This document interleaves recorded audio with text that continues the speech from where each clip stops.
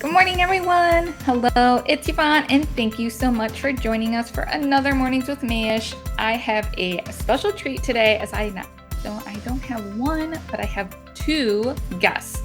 Our latest Mayesh Design Star, Ashley Rodriguez of Garden and Grace Floral Design, and Kimber Greenwood of Waterbear Photography will be taking a deeper dive into their fantastical water shoot that hopefully you got to see last month, along with chatting about developing a great florist-photog relationship and girl power.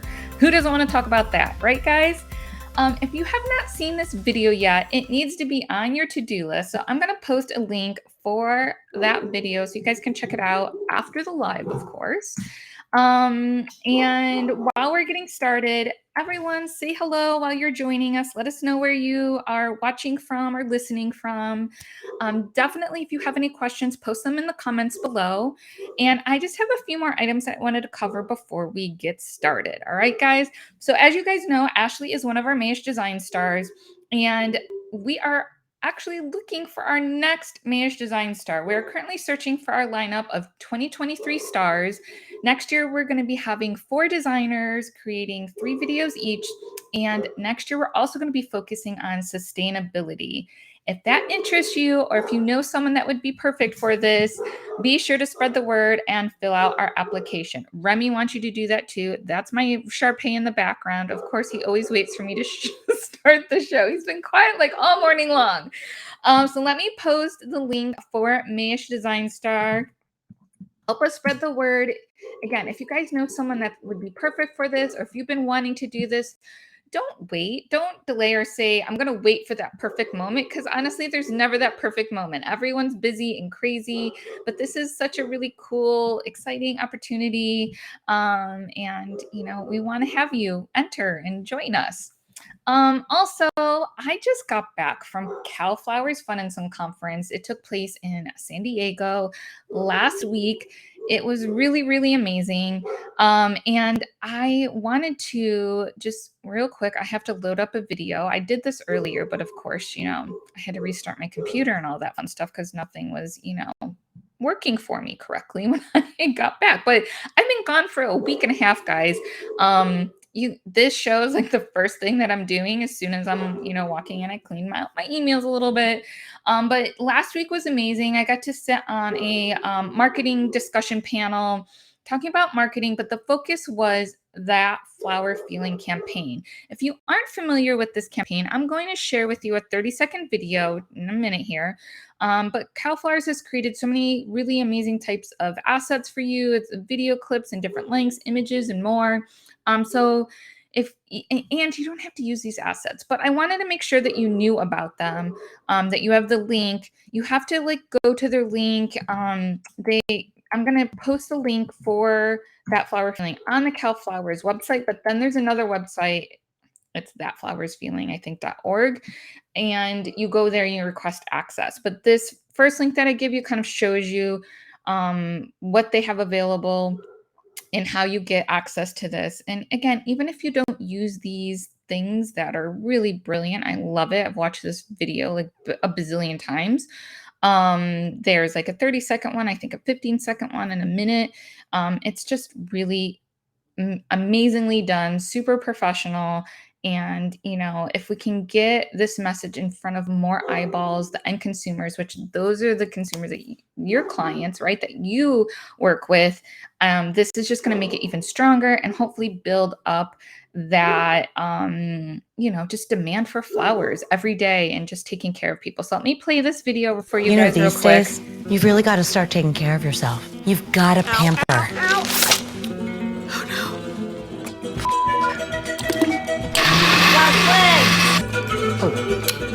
Find time to unwind. And now, you try it. Learn to let it out. Then, I discovered flowers, proven by actual science to give you a mental and emotional boost. So do yourself a favor. Just go get some flowers.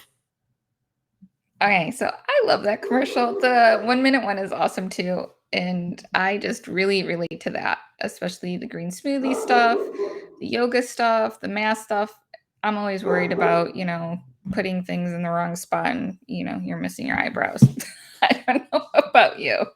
I really want to do the screaming thing, but flowers are much more simpler than all of that. And it is proven that it really does help improve your life. So again, if you guys are looking for something to help promote flowers, check these assets out. I'm going to have someone from Cal Flowers, I think, on soon for Mornings with Mayesh. So that way we can really deep dive into that piece of our world right now and learn more about it and hopefully get you guys more excited. Okay, so that was the second thing I wanted to talk to you about. My third and final thing is just a reminder, we are in our third round of our customer appreciation giveaway. Have you entered yet? We teamed up with an amazing marketing agency, Fresh Path, to give away 20 workshops through the end of February. We're already through, I think, round 2. We're going to be I'm still catching up, so I'm pretty sure we need to announce the winners for round 2. But round 3, you have the deadline until December 12th. So again, don't delay. Fill out that form. It's super easy. You can select from 5 different packages that are really tailored to help your business. So we love you guys. We want to appreciate you all year long. And so this is a fun way that we are showing that appreciation. And I hope that you love it as much as I do. All right, so we're going to get started. Thanks for hanging in there with me. And here we go. Hi, Kimber. Hi, Ashley. How are you guys? Good, doing well. Yay, good. So, Ashley, you've been on here before. Kimber, I haven't had you on Mornings with Mayesh yet. So thank you both for coming on. But just in case we have some people that are new and may not know who you guys are, can you just take a couple minutes to introduce yourselves and tell us a little bit about your story? Yeah, so I'm Ashley Rodriguez. I'm owner and lead designer at Garden and Grace Florals, and we're based here in Gainesville, Florida. And we're actually here in Kimber's studio, and I'll let her introduce herself. Hi, I'm Kimber Greenwood. I am the owner of Waterbear Photography. So instead of just regular photography, my studio specializes in underwater work. And I met Ashley through doing it, and we have had a long, fun friendship filled with some cool collaborations, most recently involving Mayesh. I love it. Yes, so amazing. I know I posted a link already, and I already talked about this, and I just get really excited. I think I said this in the last live. It's just, we don't get to do things that we've never ever done before, we've never seen before. And I know I haven't seen everything in the whole entire world, but I haven't seen this before in my own personal bubble. So I was just really excited when Ashley brought this idea to us and then brought Kimber on board, and we were just blown away. The video turned out even, I think, much more bigger and better and beautiful and much more than what we thought it was going to be. So just really excited to have you guys on to talk about this because it is so unusual. It's not like your typical flower shoot. There's a lot more, I think, planning and details that have to go into it. And so now that we do have this second video that came out and we saw the behind the scenes of the underwater shoot, what are your guys' biggest takeaways? Anything you would each do differently next time? Yeah, I mean, I think Kimber and I were chatting about this. We could talk about this for hours because I think we both enjoy the mechanics of what we do and how we can kind of keep evolving. So definitely, I think, there were some takeaways, although we did a lot of planning, as you can see in the second video, to make sure that, we executed as well as we could in the moment. But I think that just the size and scope of what we did, and Kimber can speak more to the details of this, but really honestly making probably an even bigger set next time would be ideal so that the models could interact with things more. Kimber was so kind, for example, to have me model, but we had to make sure I was like in a dress that wouldn't get caught, everywhere. And so, there were just things that I think from that perspective we would do differently. Kimber even suggested like having maybe even a different backdrop on the bottom of the pool, for example, again, so that there wouldn't be like hazards with that. Right. So one of the biggest challenges and differences between photographing above water and photographing underwater is underwater you have to use what's called an ultra wide angle lens. And so it exaggerates distance really, really strongly, much more so than lenses that you would use for regular portraiture. So that being said, the things that are going to be close are going to look a lot closer, and things that are far are going to look a lot farther than they would normally. So what I found is that when I was editing images, especially, we didn't have enough floor covering or wall covering so that we could get all the pieces and components centered in the set. So that would be something that we would, work on our forced perspective a little bit better next time. We did a very admirable job, I will say, for our first set of the scale, but just for ease of being able to edit future images and have models interact, have multiple models. And then I think also Ashley and I discussed that we would love in the future to be able to have more mobile set pieces. We struggled with like anchoring things and being able, once we got them down, we got them, but we couldn't move them. So that's something that we talked about maybe next time, is having pieces that move them, being able to move them and rearrange and then create different components and different feels with the same pieces over and over to get a little bit more variety. Right. So thinking about the scale of things, then would you need like a much bigger pool than what you guys shot in? No, we don't need a bigger pool. We just need, so I guess here's probably the best way to say it. When you're modeling underwater or even above water, if you put your hand toward the camera, it looks larger than my head, right? It doesn't look correct. Underwater, that effect is amplified by about a factor of 5. So this would look 10 times more dramatic even underwater. So that being said, what the background looks really tiny, even though we had two 20-piece pieces of fabric, it was still just not enough. It seemed small. It did. So in the future, we would probably get an entirely separate bottom piece for the pool, and then probably a third panel for the back of the pool. And then that way everything would be covered. Very good. It's amazing. So what kind of, but you said like the part that goes on the ground, you would change that out too. So So like what we had initially decided on, I liked the idea of like boxwood, faux boxwoods essentially, right? So that's almost like a grassy back like floor for the photo shoot. But ultimately, number one, we had to weight every one of those down, which like that took hours.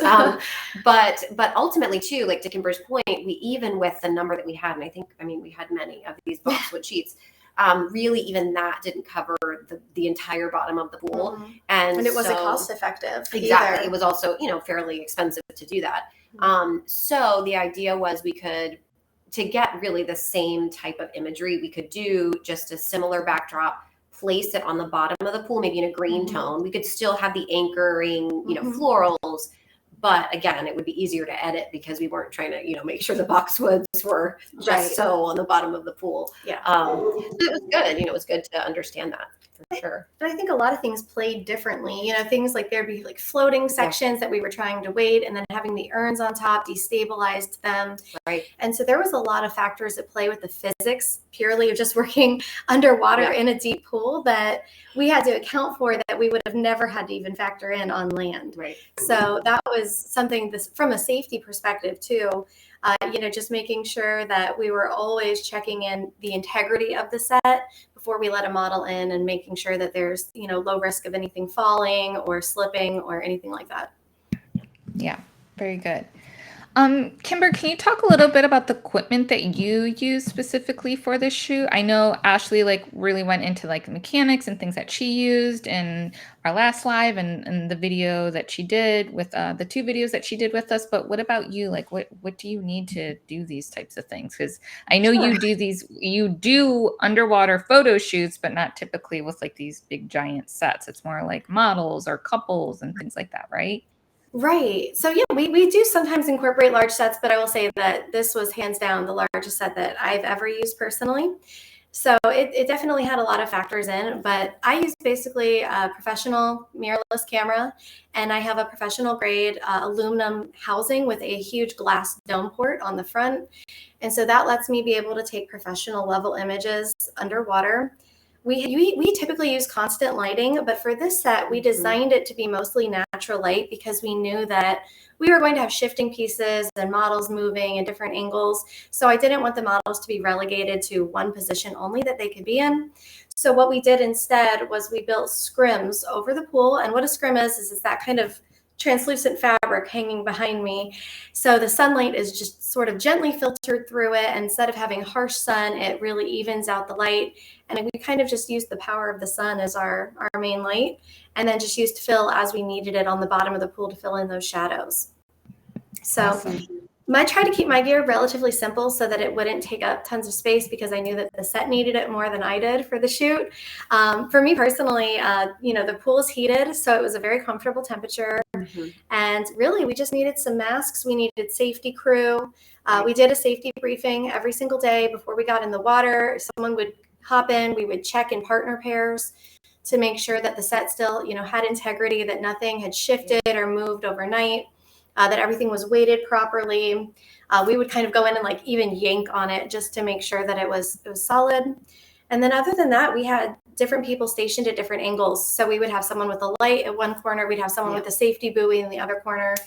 We had Ashley with some fresh florals ready to like fill in holes. So it was just, we all had our roles. Yeah, exactly. Yeah.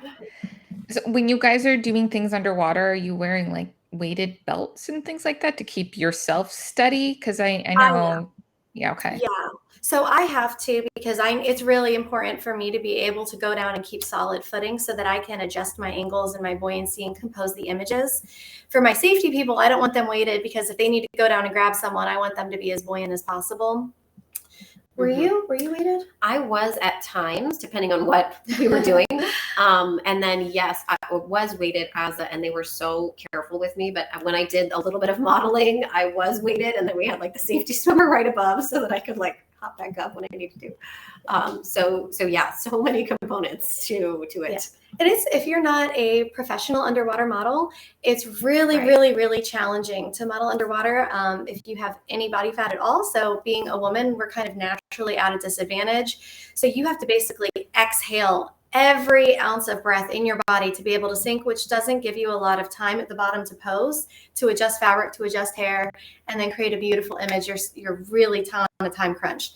So having just a pound or two on Ashley really helped her get down and gave her time that she needed to get the images. Yeah, it really did. I mean, it's so counterintuitive. Kimber and her team kept saying, we're here with you, you're safe, but you need to let out as much air as you can before going underwater. It's a little bit scary.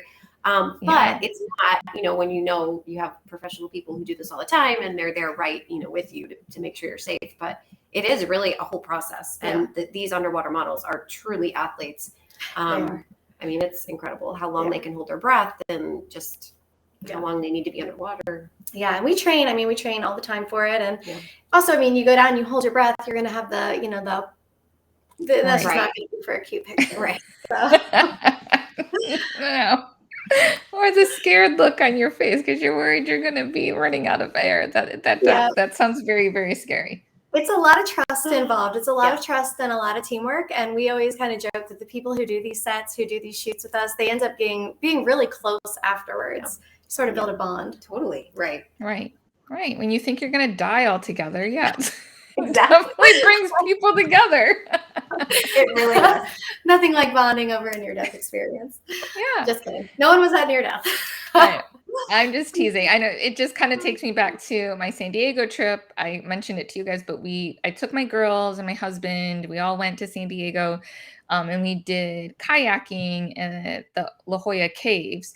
And so we finally get there, and like while we're going there, the girls are watching like these big giant waves crashing into the side of the cliffs. And my oldest just looks at me and she's like, I don't want to do that. And I was like, baby, we're gonna go all in, and if we all die together, we're gonna do it together. So let's just do it. We made it here. Yeah, but afterwards it was such a like very amazing bonding experience because we were all scared. We did it. Yeah. Right. Very, very cool. And then Kimber, do you hold your breath, or do you have like a tank with you so that you can just stay under? Yeah, so that's a question I get a lot because it would definitely be easier for me to just sit down there on a tank. I've been a scuba diver for over 20 years. It's actually how I met my husband, was through cave diving. But for what I find with modeling shoots is that it's really important that I free dive and hold my breath as well, so that I can come up and offer encouragement and critiques, constructive critiques, to the models in between shoots, so that way they kind of get immediate feedback instead of just wondering, am I doing this right? Are there things I should be changing? And then that way too, I can maintain eye contact. I can check in with them. I can see if they're getting fatigued, and it just gives me a better line of communication. So I feel like that's really important, even though it's definitely physically harder on me, because even if we switch out models, I'm doing every single free dive. So I'll do up to well over 100 a day sometimes. Wow. And that gets exhausting, but I think it's worth it just from the safety and the communication aspect. Right. Yeah. It is really amazing to watch that. I will say it's like exactly. It's like a partnership, right? Like going up and down in the water, and it is, yeah. I breathe in sync with my models. So because, obviously I want to time my shots to them. So I'll even time my breath to them. And so when I can see the signals that they're giving me that they're ready to go down, I'll do my last inhale, and then we'll go down together. And then that way I can maintain eye contact with them the entire time. There's never a point where they're not supervised. Very, very cool. Yeah, that's interesting, because I know you sometimes, work with mermaids, professional mermaids, to do your underwater shoots. And again, for a family trip, we went to a springs that's like north of where I live in South Florida, because there's no springs down here where it's super hot and warm. But we went to Weeki Wachee Springs, and they have a mermaid show there, and like no one comes up for air. They like have like the little oxygen thing that they suck on down so they can keep on doing their show. So I was just curious, because I did see that in my life. So that was pretty cool. No, we do have those. So my pool, actually, we do have a snuba system that we can use. And if I'm working with some of my models that I've been working with for years and years, and we have that underwater communication, sure, sometimes I will literally just go sit down there and just wait for them to do their thing. But if I'm working with, either an unfamiliar models or clients especially, I'm going to free dive every single time. Right. Very good. Very good. All right, cool. Let's see. So my next question is, Ashley, I know you took your time in planning what flowers to use underwater. Did all of them work out the way that you hoped, or did you come across any issues? Because I know pools have chlorine, and That's a good they're question. underwater for a long time. Yes. So any kind of insight there that you wanted to share? Yeah, I think, and we talked about this a little bit in the videos too. I mean, I think our biggest thing to keep in mind with the flowers was types of flowers that would be sturdy, that we could ensure would last underwater for days, and so we definitely tried to find, stems. And I think we did a great job, actually. Maria was incredible in the Miami office helping me to do that. And then the colors that, Kimber really felt would look the best underwater. And so I will say, from that perspective, I think no surprises. I'm happy to report that all worked out really well. What we did notice was maybe a little bit of just over the next day or two. I mean, it was literally like by day 3, maybe, that the color was like a little bit different, which I didn't know what to expect, honestly, with them being that long underwater. I think that was truly, I would say, the only surprise. And the only other thing I can say, and this is a good thing, is that with some of the mechanics, I didn't know how much ultimately, when we put everything down, and neither of us knew after the first day, right, how much would maybe come up or start to float up. So we really looked at that pool the next morning, the first morning after, and we're like, okay, we may have a couple hours of placing things back in.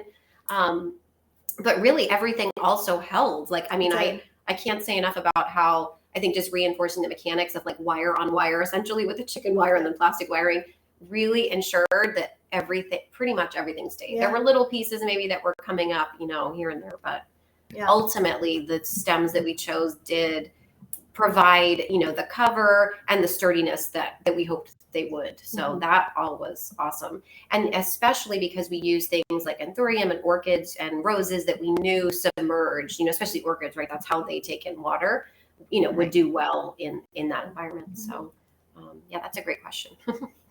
Very cool. I actually have a couple of questions that came through on Instagram. My first is a comment from Retired Plant Lady. She said, "Good morning. I'm so impressed with all of your mechanics." So she really enjoyed the video, ladies. Just passing that along. And then she wants to know, what was your budget for this amazing shoot? Do you guys know approximately how much? Yeah, let's think. we talked about this a little bit, because I think there are some things that are hard to put a number on for us, as I want to say we spent at least $100 at Home Depot. Right, exactly. Just from mechanics.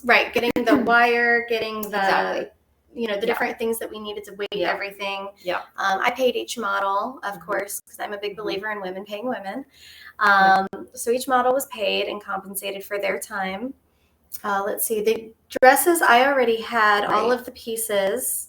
Was there any pieces? I'm trying to think if I ordered any pieces. Maybe one dress. I think I ordered one or two pieces, but other than that, I had most of the pieces already sourced from my gown closet at my studio. I had some of the faux pieces. I foraged, honestly, some dried, like the dried palms, which is a really big thing. I can't say enough of, like, to just help keep within budget. Those are things that I feel are really, I mean, as long as you're foraging in a way that's appropriate and legal, you know, that definitely helped.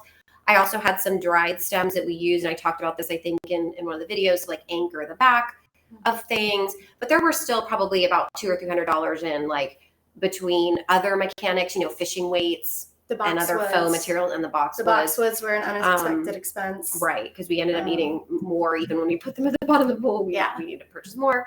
So, I mean, I would say, honestly, even just in that, just probably $500. Yeah, I would say that's about right. Yeah. Very good. Yeah. Good question. So all in all, and I mean, we were also fortunate that other companies kind of got involved and they donated a lot of things to the shoot. So we had, you know, in addition to Mayesh, you know, and sponsoring some of it, we also had a backdrop designer be willing to work with us and custom design backdrops that would have cost me well over $1,000, you know, had I purchased those. So there were some really other generous people who jumped in. For sure. Yeah, absolutely. So many people that really made this shoot so special. Yeah.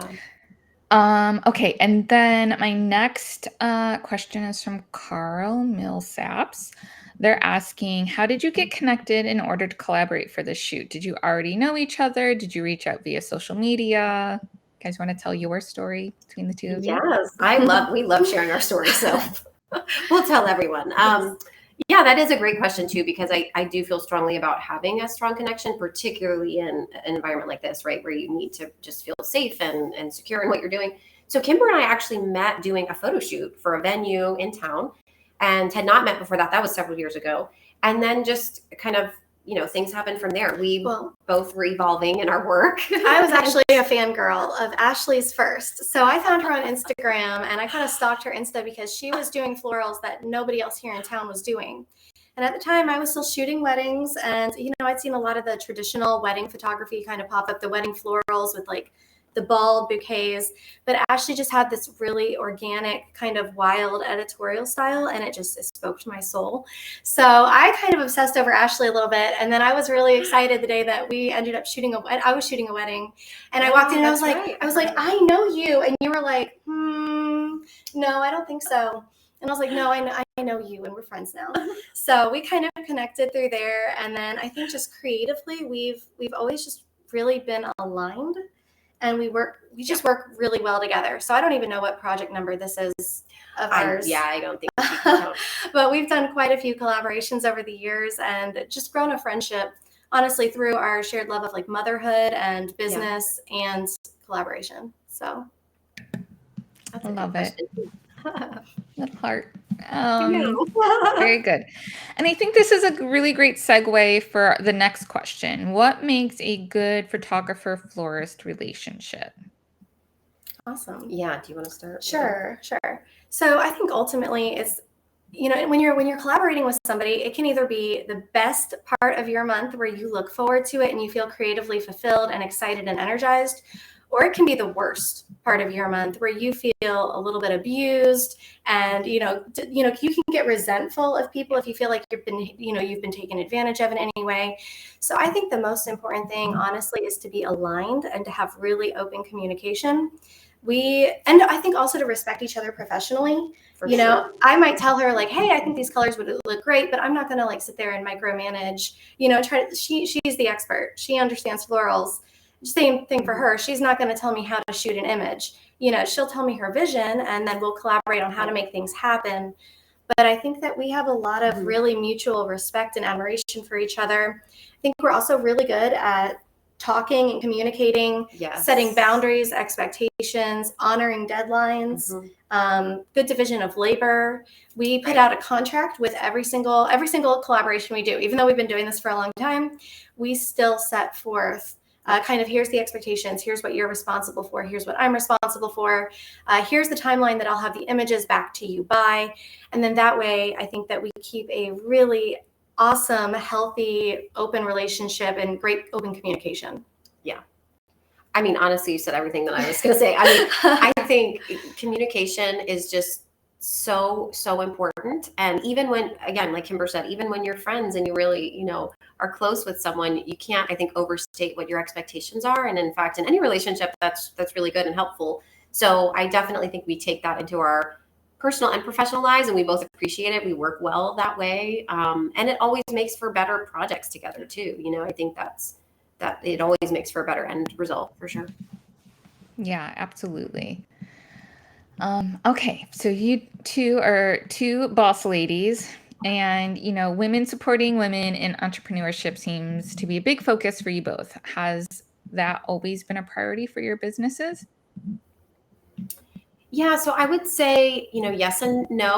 For me, I think it always, as a woman, I've always been focused on that. But I would definitely say, Kimber alluded to it a little bit earlier, but for me, just maturing as a person and becoming a mom and working in an entrepreneurial field, I think over the years has made me want to do more in that space. So I think Kimber and I both are now at the point where, particularly for this shoot, we really sought out individuals who we knew or had heard of, who are women who are really in their field, well known, models and otherwise, and the backdrop designer, people who we just knew we could trust and who would be other powerhouses to bring into this collaboration. So I'll say, I think that even has evolved for me, and it makes the work, I think, more meaningful to be able to incorporate women and individuals of color, all kinds of diversity. I think we both feel always is a win. So, Right. Yeah. I think for me, when I started as a photographer, I have 2 science degrees. And when I started as a photographer, I knew nothing about running a business. I don't have an MBA. I had no idea what I was doing, and nobody would help me. So I made a lot of really expensive, costly mistakes. I almost put myself out of business more than once. And so for me, it is very, very, very important that if I can give some advice, if I can give encouragement, if I can give some constructive criticism and make it easier, especially for another woman business owner to succeed, I want to do that, because when she succeeds, I succeed. And we can all lift each other up. We can all encourage each other. And so for me in my business, it is a huge point that since I am a woman employing other women, that we have fair and open wages. Everyone knows what everyone makes in my studio. We have specific goals as a team. Even when I purchase, if I can purchase from local women-owned businesses, I will always give them priority. And I really try hard to keep as much of my money local and women spent as I can. Even just my small business, there's 9 women-owned businesses that I purchase from on a monthly basis. So I think that, by lifting each other up, by all of us succeeding, they lift me up in turn. And it's this awesome cycle where truly, I'm just gonna say it too. Women-run businesses are the best. Studies show that 54 cents of every dollar, women spend more, stay in their community. We run with higher profits. We run with lower debts. Women are just really good business owners, and I want to see more of us killing it out there. So that's my personal take on it. Cheers to that. And I don't know how the photography world is, but I know the florist world, majority are women businesses. We obviously have the guys too that are represented, but it is a lot of women. Is that the same in the photography world? So there's actually a really kind of strange imbalance. A lot of the mom photographers, so more of the budget-based photographers, definitely tend to be women. Young moms. That was me. I'll come out and say it. I started as a mommy photographer, just looking to make a couple extra dollars while my baby napped. But most of the highest paid photographers are still men. Most of the high dollar projects are still commissioned by men. The ad agencies are still staffed by men. So women still have a very, very, very long way to go in the photography industry, especially in dealing with sexism and being taken seriously with these kind of projects. For underwater photography, it is definitely much more male-driven as well. There are more and more women emerging, and that's why I teach workshops. And I have loved having, honestly, the bulk of my attendees to my workshops have been female, and that has been very fun and very exciting to see this next generation come up. That's very exciting to see. You both inspire so many people, and that's amazing. And anytime there's anything that we can do to help that, just let me know. My door is always open. Thank you so much. So, guys, what is next for your photography floral partnership, guys? What are you thinking about? What are you planning? What do you want to do together? So much. Yeah. So much. This couldn't be our last thing, because now that we've done this, we have to keep going bigger and better, right? So well, I think this year, honestly, this was so fun. I mean, when you have this, when you have those projects where things just seat right, like you feel inspired, you feel excited to wake up in the morning, you can't wait to talk, like you just want to talk about it and like tell random strangers. Like that's how I felt with this project. I felt every single person who, whether it was working with Mayesh, whether it was Ashley, whether it was our models, whether it was the designers, it just honestly, it was just the dream team. And so I think we're doing more projects like this where we get to work with especially a ton of other women who are all creatively aligned. And that to me was so empowering. No nasty words on set, just encouragement, just laughing. Even when stressful situations come up, right? They could have, they could have been challenging. We just had a blast. Yeah. I mean, it was just truly, it was kind of like what you're like, oh, this is what a healthy work environment is supposed to be. So I think doing more shoots like this, building on it creatively. I think we're planning a fun Halloween shoot. Yes. And what else we have? And I know Kimber's really into this, so I want to do more of really a little bit more on the activism side, even with underwater photography, and just promoting, for example, the springs here are always an interest for conservation, and some of that kind of keep the springs clean and pollutant free and all that kind of stuff. I think there are some interesting ways we can use art, right, in that way. With kind of conservation activism. And then we're going to be featured actually. So Kimber and I are both Texas A&M graduates, which is random since we both live in Gainesville, Florida. But our alma mater is also going to be featuring us in their publication, I think in the spring, or this shoot actually, in fact, some photos. So that'll be fun. Awesome. Congrats, guys. Thank you. That was really fun another thing we bonded over is our love for Texas A&M. So, but I think that, I think what we really found with this shoot and some of the others is that the possibilities are endless when you're using florals underwater, and there's very few people doing this at this level. So we really want to keep building maybe underwater art installations, underwater sets for eloping couples who want something different. Right. Who knows, maybe we'll shoot some music videos or something. I think the sky's kind of the limit with what we could do for this. Yeah. Put it all out there. That would be amazing, right? HGTV, just call us. Exactly. Yeah.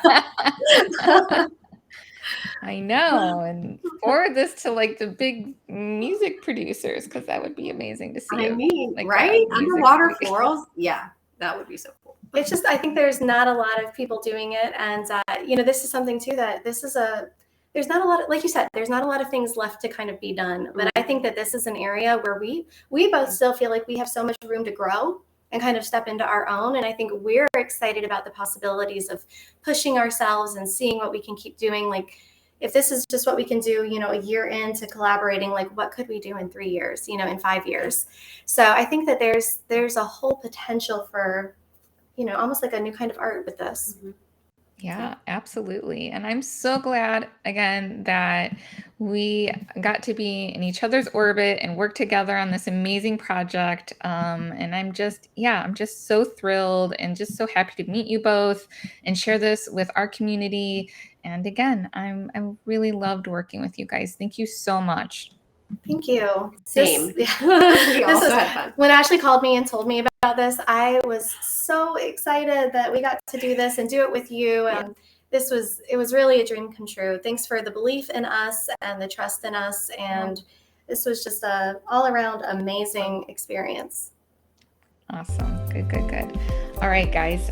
For those that are listening, I posted in the comments the Ashley and Kimber's Instagram and website, so that way you can connect with them after this and follow along with whatever they have, all the amazingness that they're going to be doing. And I hope, let me just check questions. I'm good on the questions, I think. Maria just posted, she on Instagram, she's watching right now live. Hi, Maria. And she said it was so much much fun to be a part of. She loves working with Ashley. So I don't think she knows you, Kimber. I'm sure she would have loved working with you, but yeah, it was. Who doesn't love Ashley? I know. So this was amazing, guys. Thank you so much again for coming on. Everyone that's listening, thank you so much for spending some time with us on Tuesday morning. It's technically, I feel like Monday morning since yesterday was the holiday. So I really appreciate you guys, and just stay tuned for our next show. And I will see you all soon. Have an amazing day. Bye-bye.